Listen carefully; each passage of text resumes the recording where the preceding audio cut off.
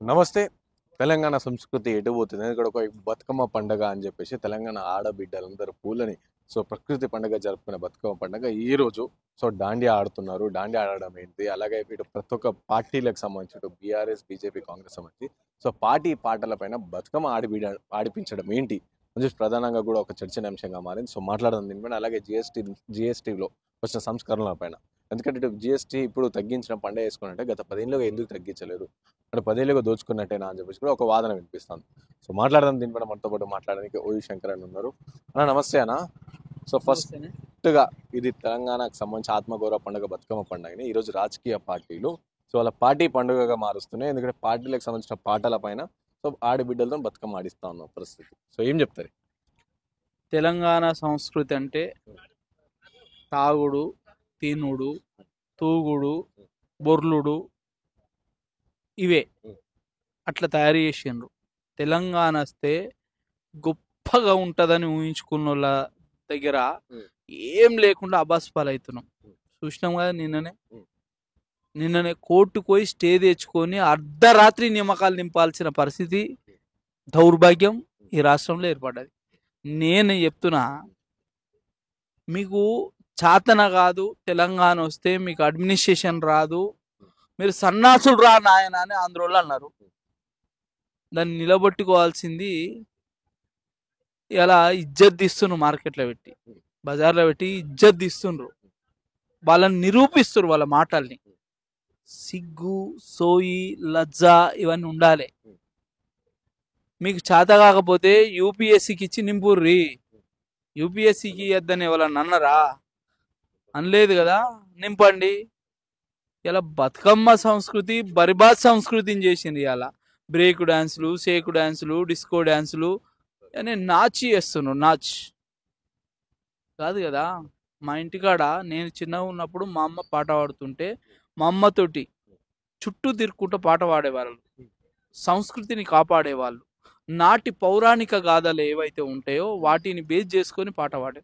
ఇప్పుడు ఒక్క అమ్మాయి కన్నా, ఒక ఆడపిల్ల కన్నా 4 నుడులు, ఎక్కువ వద్దు, 4 నుడులు వచ్చా బ్యాండ్ పెట్టాలి, డిస్కో డాన్స్. అగో ఈ మధ్యలో చచ్చిపోతుండట, సౌండ్కు చచ్చిపోతుండట. మీ సంతోషం పక్కింట్లో సావు, విషాదం. కాబట్టి అవి బంద్ చేయండి, లిమిట్స్లో ఉండండి. సంస్కృతి తప్పనట్లే. గౌరమ్మని ఏ విధంగా పూజించాలో ఆ విధంగా పూజించుండ్రి. గౌరమ్మ దగ్గర ఏ పాట పెట్టాలో ఆ పాట పెట్టుండ్రి. అవలో పాటలు పెట్టి ఆగం చేయకుండ్రి తెలంగాణని. 4 చారిత్రకమైన అంశాల పట్ల అవగాహన కలిగి ఉండండి. చదవకుండా కనీసం పాట ద్వారానన్నా, జనపదుల నుండే జానపదం వచ్చింది, జానపదం నుండే ఈ గాథలు, గీతాలు, గేయాలు ఇవన్నీ వచ్చినాయి.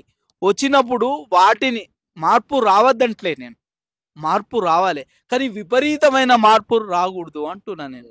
నాకేమనిపిస్తుంది, బతుకమ్మని నేను నిన్న ఆర్ట్స్ కాలేజ్ దగ్గర చూసిన, ఏమనిపించింది అంటే సేమ్ ఆడ తిరునాళ్ళలో డాన్సులు ఉంటాయి కదా, ఆ డాన్సులు వేస్తున్నారు పాటలు పెట్టుకొని. మరి దానికి బతుకమ్మ పాట ఏంది, బతుకమ్మ ఏంది? ఇక మా కైతక్క చూడాలి, ఎవరు చూడద్దు. ఈ బతుకమ్మని చెడగొట్టింది ఎవలా అంటే ఇలా మా కైతక్కనే చెడగొట్టింది. ఇలా బ్రేక్ డాన్సులు, డిస్కో డాన్సుల కోసం డీజేలు పెట్టి డాన్సులు చేస్తుండ్రు. అంటే బతుకమ్మ తీసుకొచ్చిందే కవితక్క. తెలంగాణ ఆత్మగౌరవం కవితక్క, బతుకమ్మ పండుగ అంబాసిడర్ గా కవితక్క అని చెప్పేసి అంటారు. ఆమె ఉట్టక ముందు బతుకమ్మ లేదా? ఆమె ఉట్టక ముందు బతుకమ్మ లేదా? ఆమె ఉట్టక ముందు శివుడు లేడా? శివుని ముద్దులు గుమ్మ లేదా? ఉంది కదా. ఆనాడు ఉంది గౌరమ్మ, ఈనాడు ఉన్నది. మరి ఆ గౌరమ్మని నువ్వేదో నీ అవసరాని కోసం ఎత్తుకున్నావు, అంతే తప్పగా నువ్వు తెచ్చింది కాదు. నీ బతుకు కోసం తెచ్చుకున్నావు, నీ భవిష్యత్తు కోసం తెచ్చుకున్నావు. తప్పితే నువ్వు తెలంగాణ ప్రజల సంస్కృతిని కాపాడడానికి, లేకపోతే తెలంగాణ సంప్రదాయాన్ని కాపాడడానికి తెచ్చింది కాదు. ఇలా నువ్వు చెడగొట్టినవు. నువ్వు చెడగొట్టడానికి బ్రాండ్ అంబాసిడర్, అది ఒప్పుకోవాలి నువ్వు. బాధ అవుతుంది నాకు. ఎందుకు అంటే ఒక్క పాట పాడింది లేదు. బతుకమ్మ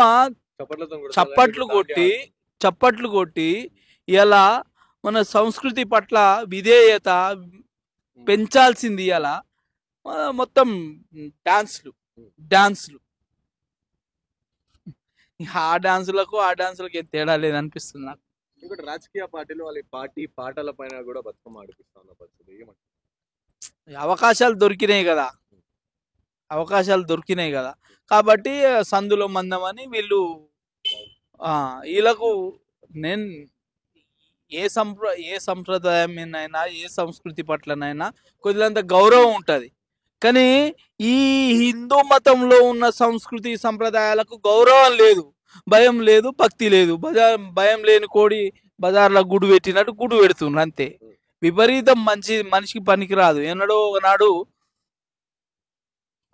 ప్రకృతి మంచిది కాదు, చాలా చెడ్డది. ఎంత మంచిదో నీకు ఇయ్యడానికి, ఎంత మంచిదో దాన్ని విపరీత ధోరణికి తీసుకపోతే అంత మహా చెడ్డ ఉగ్ర రూపం చూపిస్తుంది. అప్పుడు పరిస్థితి ఆగమవుతుంది. సో ఇంకా ఇప్పుడు జిఎస్టీ సంస్కరణలకు సంబంధించి సో ఈ స్లాబులు అన్ని కూడా తగ్గించడం, సో ఇది పండగ అని చెప్పేసి ప్రతి నిరుపేదకు కూడా సో కుటుంబానికి 6,000 నుంచి 8,000 వరకు ఆర్థిక భారం తగ్గించడం అని చెప్పేసి కేంద్ర ప్రభుత్వం చెప్తాను. ఏం చెప్తారు జిఎస్టీ పైన?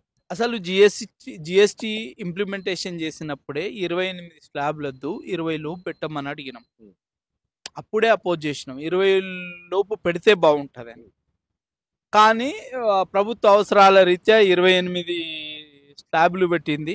ఇప్పుడు అది కొంత తగ్గించింది, ఉపశమనమే ప్రజలకి. ఎందుకు అంటే కొన్ని నిత్యావసరాల ధరలు అందుబాటులోకి వస్తాయి, సగటు పేదోడి మీద భారం పడకుండా ఉంటది. సరే, తగ్గించలేదు, ఇది ఎక్స్క్లూజివ్ ప్రీమియం సంబంధించి వాటిపైన తగ్గించింది కదా. అన్నింటి మీద ఉంది. ఇలా లగ్జరీ కార్ల కార్ నుంచి మంచి కాస్ట్లీ టీవీల కార్ నుంచి దాంతో పాటుగా 5% లోపు జిఎస్టీలో పెట్టిన కొన్ని నిత్యావసరాల వస్తువులు కూడా ఉన్నాయి. కాబట్టి ప్రాబ్లం ఏం లేదు, మంచి నిర్ణయం. సో ప్రధానంగా ఒక చర్చ వినిపిస్తుంది. సో ఇప్పుడు సడన్ గా తగ్గించి పండుగ చేసుకునేది గత ఇది జిఎస్టీ ఇంప్లిమెంట్ అయిన నుంచి మరి అప్పటి నుంచి ఎందుకు తగ్గించలేరు అని చెప్పేసి కూడా ఒక చర్చ కూడా ఉంది. అంటే అప్పటి నుంచి కూడా సంవత్సరానికి ఒక కుటుంబానికి 6,000 దోచుకున్నట్టేనా అని చెప్పేసి కూడా ఒక చర్చ వస్తుంది. అది మూర్ఖపు ఆలోచన. ఇవాళ దోచుకుని ఏమైనా గవర్నమెంట్ ఏమైనా వాళ్ళ కొంపలకు వాడుకుందా? దోచుకొని ఆయన పిల్లలకి ఏమైనా పెట్టుకున్నాడా? దోచుకొని ఏమైనా కట్టుకొని విదేశాలు వెళ్ళలేమన్నా దాటిచ్చిండా డబ్బులు? కామన్ సెన్స్ తోటి మాట్లాడాలి. ఇలా ఆ మీరు అనుకుంటున్న దోచుకున్న డబ్బులే ఇవాళ నీకు రోడ్ల రూపేనా, రైల్వేల రూపేనా, తర్వాత ఇది ఎయిర్పోర్ట్ల రూపేనా, ఇంక ఇతరత్ర డెవలప్మెంట్ రూపేనా కనిపిస్తుంది కదా. కళ్ళలో దోచుకున్నారు అంటే మన కంకగడ్డ కట్టుకొని పెట్టుకున్నాడా? పెట్టుకోలేదు కదా. ఆ మంత్రివర్గం తీసుకున్న నిర్ణయం ఆ మంత్రివర్గమే ఉపసంహరించుకొని ప్రజలకు ఫ్లెక్సిబిలిటీగా చేస్తా అన్నది. సో ఆ తీసుకున్న డబ్బులేం వాళ్ళ సొంత ప్రయోజనాలకు ఉపయోగిస్తే దోచుకున్నారని చెప్పచ్చు. ఈ బుర్ర తక్కువలకు ఏం చెప్తారు? ఇలా మరి అడ్డగోలుగా వేరే రకాల రాష్ట్రాలు కూడా అడ్డగోలుగా పెంచుకుంటూ పోతున్నాయి. దాన్ని ఏమంటారు మరి? వాళ్ళు ఇంకా కుటుంబాలు ఉన్నోళ్ళు కదా, మరి వాళ్ళు దోచుకున్నట్టేనా? మరి దాని గురించి మాట్లాడుండ్రు. ఇవాళ రాష్ట్రంలో అడ్డగోలు రిజిస్ట్రేషన్ ఛార్జెస్ పెంచుతుండ్రు. ఏం చేస్తుండ్రు అడ్డగోలుగా? ఇగో ఇవాళ ఈ రాత్రి ఇప్పుడు వచ్చింది ఫోన్లో వేటు SMS బార్ షాపులకు వైన్ షాపులకట. ఎంత ఆగిపోయకపోతే చచ్చిపోతారా? రోడ్డు పండుగ దొరకబట్టి ఇప్పుడు ఇంతకుముందే దొరకబట్టి వసూలు చేస్తుండ్రు. ట్రాఫిక్ పోలీసు వాళ్ళు ఏది క్లియర్ చేయాలి, ప్రజల సౌకర్యార్థం ఏదైనా ట్రాఫిక్ జామ్ ఉంటే క్లియర్ చేయాలి. కానీ వాళ్ళు ఇది పట్టుకొని ఎవడెవడు ఎంత బాకీ ఉన్నాడు అని వసూలు చేస్తుండ్రు అడ్డగోలుగా. ఒక కాడ చాలను 100 రూపాయలు ఉంటుంది, ఒక కాడ సేమ్ ప్లేస్ లో అదే 1000 రూపాయలు ఉంటుంది. కాదా ఇది దోపిడీ? మరి దోపిడీ కాదా? మరి దోచుకుంటున్నారు కదా. ఇది కూడా మాట్లాడేటప్పుడు కామన్ సెన్స్ ఉండాలి, సెన్స్ తోటి మాట్లాడాలి. అలా నీకు దోచుకున్న డబ్బైనా దాచుకోలే, వాళ్ళు డెవలప్మెంట్ కు ఖర్చు పెట్టినప్పుడు దోచుకున్నట్టు ఎట్లయితుంది? సడన్ గా తగ్గించడం వల్ల అంటే ఇప్పుడు సడన్ గా తగ్గించడం ఏంటంటే ఇన్నేద్దులు తగ్గించండి, సడన్ గా ఇప్పుడు ఎందుకు తగ్గించారు అని చెప్పేసి కూడా ఒక వాదన వినిపిస్తుంది.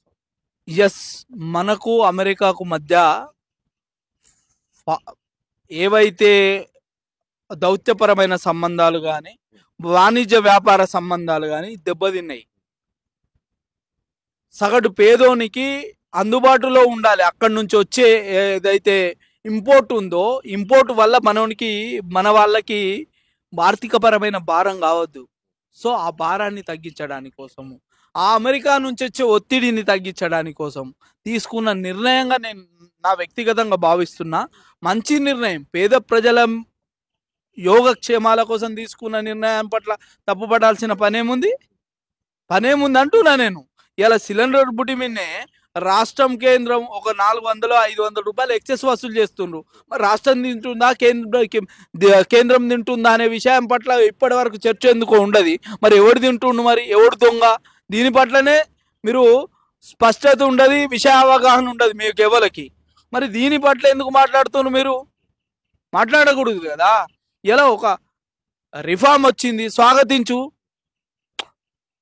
స్లాబ్స్ జిఎస్టీ తీసుకొచ్చి 28% పెట్టినాడు, వ్యతిరేకించినావు కదా. మరి అప్పుడు వ్యతిరేకిస్తున్నావు, ఇప్పుడు కూడా ఎందుకు తగ్గించినావు అని వ్యతిరేకిస్తున్నావా? నీ ఉద్దేశం ఫస్ట్ మీ మైండ్ మార్చుకోండి. ఎట్లా కరప్షన్ని తగ్గించాలి, ఎట్లా ఈ దేశం డెవలప్మెంట్ దిశగా మరలించాలి అనేది ఆలోచించుర్రి. ఒకవేళ మహా అయితే 10 ఏళ్ళు, 15 ఏళ్ళు, 20 ఏళ్ళు, అంతకంటే ఎక్కువ ఉండరు కదా.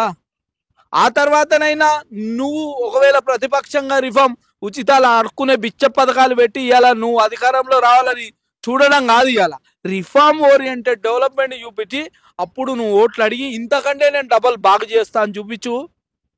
అడుక్కునే పథకాలతోటి ఇవాళ ప్రతిపక్షంలో ఉన్నోళ్ళు ఇవాళ సంకలు జరుచుకుంటుర్రు. సగటు పేదోడికి ఎవరికైనా అర్థమవుతుంది కదా. కాబట్టి ఇవన్నీ వృధా ప్రయాస మాటలు. దేశం గమనిస్తుందయా మిమ్మల్ని, ప్రతిపక్షాలని దేశం గమనిస్తుంది. ఇలా ఏదో బీజేపీ మా ఇంట్లో పార్టీ లేకపోతే మా సొంత పార్టీ కాదు. మంచి చేస్తే మంచి అని మెచ్చుకోని. టీఆర్ఎస్ని అద్దని కాంగ్రెస్ని ఎన్నుకున్నాము, 2 ఏళ్ళు అవకాశం ఇచ్చినాము. ఏదన్నా తప్పు ఉంటే ఇది మీరు సంస్కరించుకోమని మేము మీ ద్వారా ప్రభుత్వానికి చేరవేస్తాం, తప్పేముందలా. కాబట్టి ఇట్లాంటి పిచ్చి కూతలు, ఎర్రి లెక్కలు, బుర్ర తక్కువ నల్ల మొక్క పేషాలు ఎత్తిరనుకో ఇప్పటికే బొంద పెడుతున్నారు మీరు ప్రతి జాగల. మళ్ళీ మిమ్మల్ని తీసి బొంద పెడితే మీరు లేచుడు కూడా లేవారు. బుద్ధితోటి మాట్లాడు, బుద్ధి లేకుండా మాట్లాడుకోరు.